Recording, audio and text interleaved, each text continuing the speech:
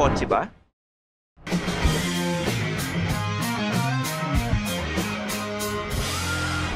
Feel kotse na. Matindi ang labanan sa MPV arena here in the Philippines at hindi lang sa attainable segment kundi pati na rin sa luxury segment.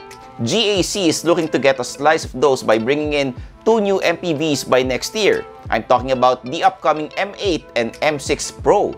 Magkaibang price range ng dalawang yan pero parehong MPV na may potential maging MVP.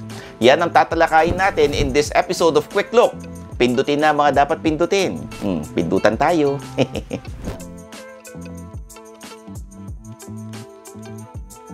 Unahin na natin ang mga mas mahal, the GAC M8. Ito ang pantapat nila sa Toyota Alphard at kita naman sa harap pa lang papalag talaga.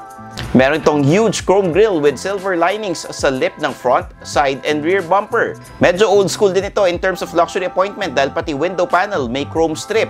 Shiny din ang alloy wheels. Sa loob, it has a huge touchscreen na kasing lapad ng center console. Flat to the motive din ang digital gauge cluster leading to symmetry in design sa dashboard.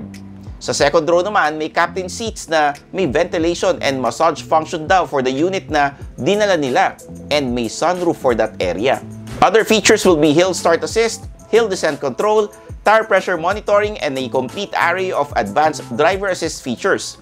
Ang makina nito ay 2-liter turbo making 248 horsepower and 400 Nm of torque paired to an 8-speed automatic.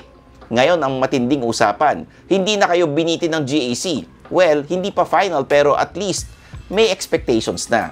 The GAC M8 will be priced at 3 to 3.1 million for the GL trim and papalo ng 4 to 4.1 million for the GX Master trim. Iba talaga ang mga master no?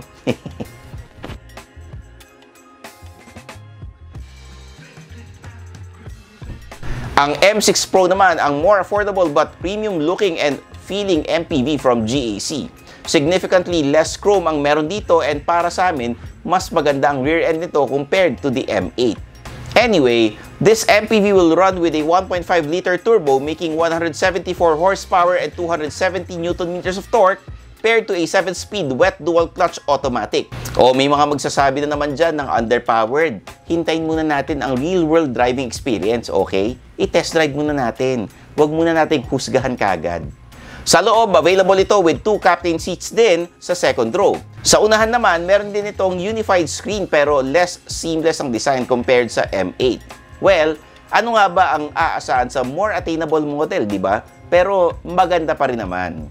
Mataas ang center console with what seems to be an electronic shifter and may tactile buttons pa rin under the center air vents. Nagtatanong kayo ng presyo. Eto na. The GAC M6 Pro will start at 1.2 to 1.3 million pesos for the GS trim, habang ang top-of-the-line GL ay nasa 1.5 to 1.6 million pesos. Kailan daw dadating dito? Early 2024 daw, according to GAC Philippines. At ang matindi rito, dalawa lamang ito sa 6 na dadalhin nila for next year. Grabe, di ba? So kung nahahatak na kayo ng GAC, more things to come or more good things to come.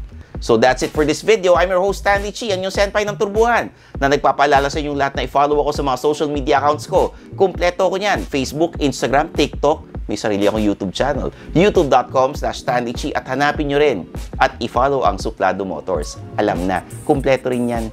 Facebook, Instagram, TikTok, may sarili ring YouTube channel yan. Makinig sa aking podcast, Underpaid with Stanley Chi, sa Spotify and Apple Podcast. So, paano ba yan? Kita-kits tayo sa next video dito lang sa Phil Kotse. Bye-bye! Thanks for watching. For the latest news, reviews, and anything you want to know about cars and car ownership, visit philkotse.com. Follow us on YouTube, Facebook, Instagram, and Spotify para hindi ka huli sa usapan. Tandaan, kotse ba? Phil Kotse na!